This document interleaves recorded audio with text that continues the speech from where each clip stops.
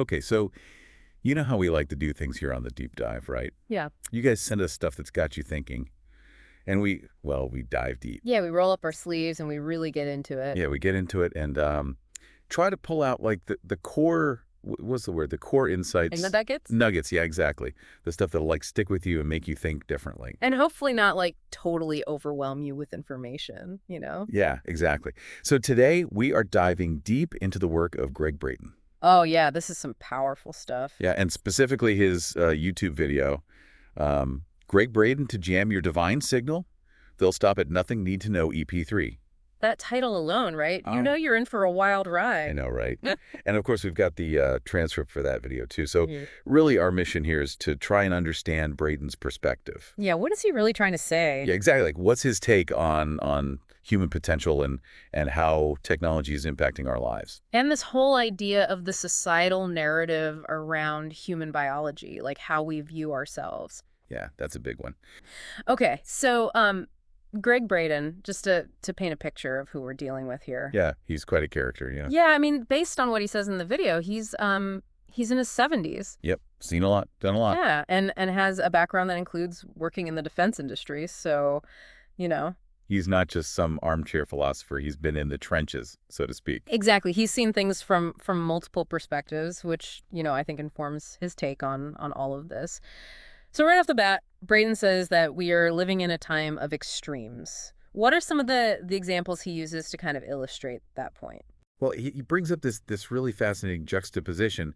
He talks about ancient prophecies, like the ones many people believe are actually happening now. Oh, wow. But at the same time, he points to the incredible advancements we're seeing in artificial intelligence. Like AI is exploding right now. Absolutely. And then on top of that, he talks about this increasing possibility of actually integrating computer technology directly into our bodies. Whoa. So you've got these ancient predictions coming true, but at the same time, you've got this almost futuristic technology that's becoming more and more real. And he sees these things as like powerful indicators that something big is shifting in the very fabric of reality. Yeah, like a fundamental shift in how we perceive the world. Exactly. And it's like this backdrop, this backdrop for his central idea. This idea is, well, He drops this line, "We are the technology that we've been waiting for." when I first heard that, I was like, wait, what? It's so counterintuitive. It is. We think of technology as gadgets and devices and AI and all that stuff. Right. But he's saying it's something much deeper.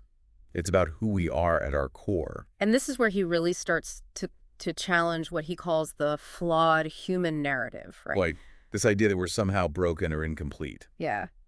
He says that this notion that carbon-based life, and humans in particular, are somehow fundamentally flawed has been the dominant narrative for a long time, even going back to his own education.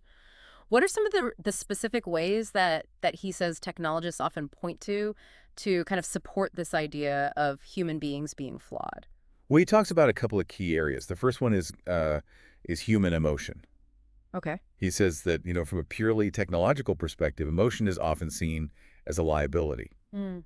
because it can cloud our judgment. Right. You make us act irrationally. Can introduce bias. Exactly. And he acknowledges that, sure, emotions can sometimes get in the way. Yeah, absolutely. But he clearly values our capacity for feeling. He sees it as an essential part of what makes us human Yeah, like our emotions are what connect us to each other. and to the world around us. And he even shares a bit about himself, which I thought was really interesting. He mentions that he's a double Cancerian male with planets in the 12th house. Oh, wow. Okay. And, being Cancer, that's a water sign. It's all about emotions, intuition, deep feeling. And the 12th house is associated with all sorts of mysterious and hidden things, including the subconscious mind. So he's basically saying, look, I'm deeply connected to this world of emotions. It's not just some abstract concept for him. Right. It's personal. And he sees this sharing of information, this teaching, as an act of love and nurturing, which is so beautiful. I love that. So emotion is one perceived flaw, and he ties that back to his personal experience. What's the second one? The second one he talks about is human reproduction. Oh, okay. Interesting. Yeah, so from like a purely engineering standpoint, it's seen as kind of inefficient and unpredictable. Yeah, you can't control exactly how your offspring will turn out. Exactly. Like you can't, Yeah. predetermine the gender or the physical attributes or the intelligence. It's all sort of a roll of the dice. Yeah, it's a mystery. And this leads him to talk about the the emerging technological solutions that are being proposed. Things like gene editing and artificial conception methods. I've heard of some of this. And even the development of artificial wombs. Like, think about that. Oh, wow. That's getting into some serious science fiction territory. It is, but Braden says there are predictions that the FDA could potentially approve artificial wombs by 2030. And some people in the technology field believe that this could eventually make, natural human conception obsolete. Obsolete. Wow. Yeah. Like, why bother with the messy, unpredictable process of natural birth when you can have a perfectly controlled, engineered outcome? That's a very different way of looking at it. But I mean, it's really kind of a stark vision, isn't it? Like these very fundamental aspects of being human, emotion and reproduction, The things that make us who we are. they're being framed as problems to be solved through technological intervention. And this is where he really pushes back against this idea of merging human biology with computers and artificial intelligence as this kind of inevitable or even desirable form of natural evolution. Right, exactly. It says this isn't natural at all. It's like a forced evolution. A forced evolution. Yeah, or an artificial evolution. Yeah.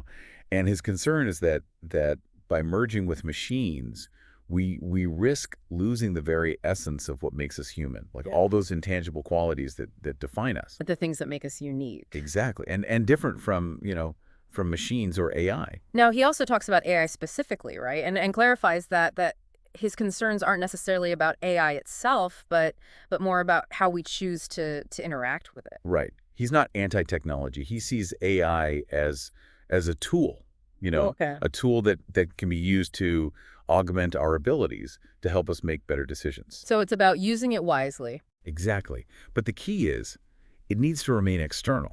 Like, we need to maintain that separation.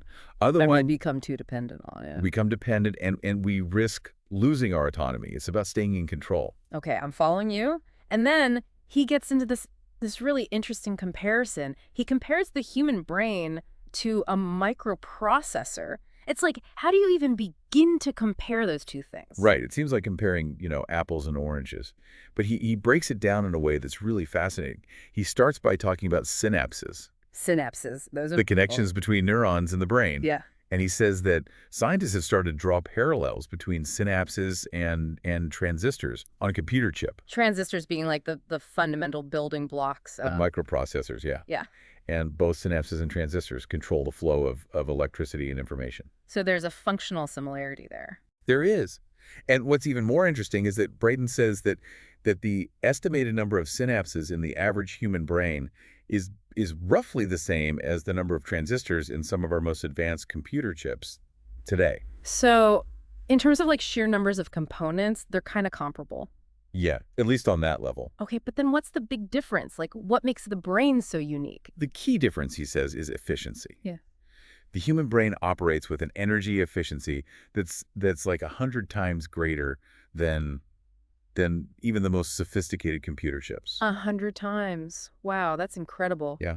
And he acknowledges that, computers can be incredibly fast. Oh, yeah. For Yeah. certain tasks, they blow us out of the water. Right. But there's a fundamental limitation with current technology, and that's scalability. Scalability. Yeah. Wow. Computer chips, they're limited by the physical properties of the materials they're made of, like silicon, for example. You can only cram so many transistors onto a chip before you hit a wall. So there's like a physical limit to how powerful they can get. Exactly. Yeah. But the human brain, it's different. It's like we have this built-in capacity for growth and adaptation. We're not static. Right. We're constantly evolving. And Braden's point is our biological technology, so to speak, has the potential to far surpass anything we can create with silicon. It's like we're already running on some next level hardware that we don't even fully understand. That's mind-blowing. And to illustrate this point about transcending limitations, he talks about Tibetan monks, right? Yeah, this is one of my favorite parts. So for years, scientists believed that the human brain couldn't really process information at frequencies higher than 40 hertz. But then they started studying these Tibetan monks during meditation. Okay. And they found that these monks were exhibiting brainwave activity way beyond that limit, like 80 hertz. So they were like breaking the rules of what science thought was possible? Exactly. And as they studied different types of meditation, they observed even higher frequencies, like 100 hertz. And they called this the gamma brain state. But get this, they also documented monks exhibiting activity at 120, 190, even 200 hertz. Hertz, wow. Yeah. And they termed this hypergamma.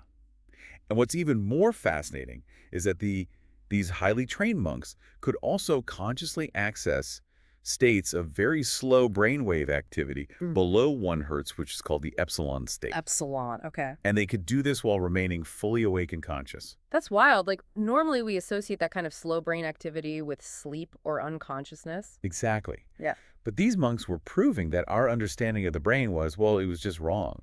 Like we had put these limitations on ourselves that weren't even real. So Braden's saying that we've basically been underestimating our own potential this whole time. Right. And this leads him to this really big conclusion about what we are. Uh, He says that we're not primitive, flawed beings. they're not broke. We're not broken. We are a highly advanced form of what he calls soft technology. And this soft technology is far more sophisticated than any hard technology we've created. So, like, our bodies are more advanced than our computers. In a way, yeah. Yeah. Like our capacity for processing information, for adapting, for evolving, it's way greater than we realize. Okay, I'm starting to see where he's going with this. And then he takes this even further. He zooms in to the cellular level, to the very building blocks of our bodies. What does he find there that supports this idea? He points out that the average human body has something like 50 trillion cells. 50 trillion, that's a hard number to even fathom. I know, right? It's mind-boggling. Yeah. But here's the thing. Each one of those cells functions as its own tiny electrical circuit. Each cell. Each cell, complete with input mechanisms, output pathways, and gated controls, just like a computer circuit. And he mentions that he learned about this from Russian scientists during the Cold War, who were already conceptualizing the human cell in this way. That's so interesting. Like, they were already thinking of the body as this interconnected network of information processors. Exactly. And it's a shift in perspective, right? Hmm. From seeing the cell as just this biological unit to seeing it as a sophisticated piece of technology. Okay, so each cell is a tiny circuit. But you said they're electrical circuits. Does that mean they're actually generating electricity? Yeah, each cell produces a tiny bit of electricity, about 0.07 volts.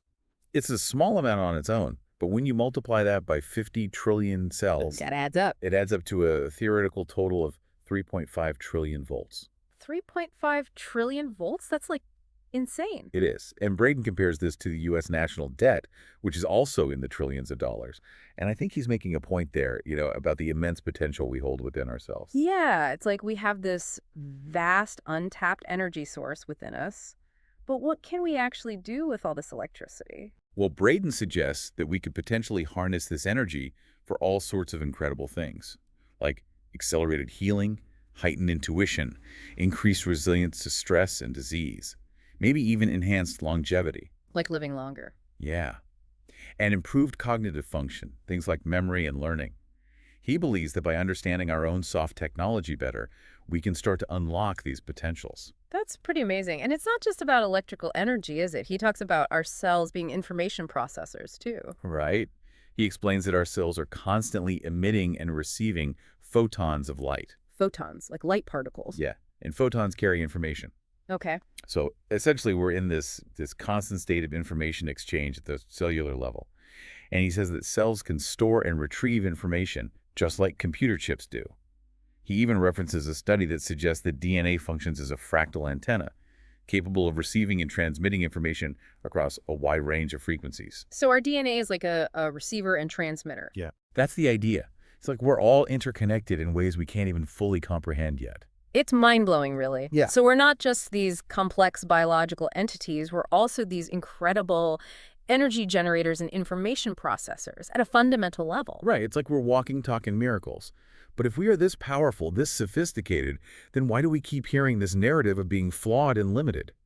Braden seems to think there's a reason for that. Yeah, he does, doesn't he? Yeah, he argues that our humanness, with all its potential, is being targeted precisely because it's so valuable. Like someone or something wants to keep us down. Or keep us distracted. He suggests that the chaos and the distractions we see in the world today, they're there to keep us from recognizing our own power. To keep us from tapping into our full potential. Exactly. And this leads to his warning about the pressure to accept technological integration into our bodies. Keeps bringing up that 2030 timeline. Yeah, 2030, like a deadline almost. Yeah. Right. And he frames this integration as part of this ancient struggle between light and dark. And it's interesting because he doesn't really elaborate on who or what represents the dark in this context. It's kind of left open to interpretation.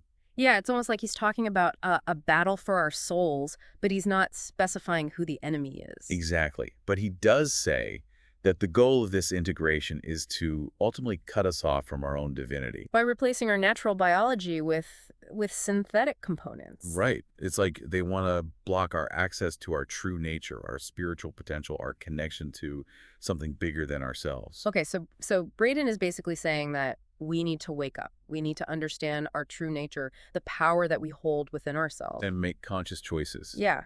He emphasizes the importance of love, of choosing love over fear. and of taking responsibility for our own evolution. Yeah. It's like he's calling us to step into our power. To embrace our divinity is a powerful message. So if we could kind of just boil it all down, what's the essence of Gregg Braden's perspective here? He's saying that we are this incredibly advanced soft technology. We're not flawed. We're not broken. We're powerful beyond measure. And we have a choice to make. Do we embrace this truth and step into our potential? Or do we allow ourselves to be limited, to be controlled, to be cut off from our own divinity? That's a really big question, and honestly, it's a little bit scary. It is. But it's also exciting. Like, imagine what we could achieve if we really tapped into that power. I know, right? It's a lot to think about. And on that note, here's a final thought for you guys listening. Think about your own life. What aspects of your own soft technology, your emotions, your intuition, your ability to learn and grow are you maybe overlooking or undervaluing? What would happen if you started to really cultivate those things? It's a question worth asking yourself. And if you enjoyed this deep dive into Gregg Braden's ideas, please consider subscribing to our channel, giving us a like, and sharing this with others who might find it interesting. Thanks for joining us.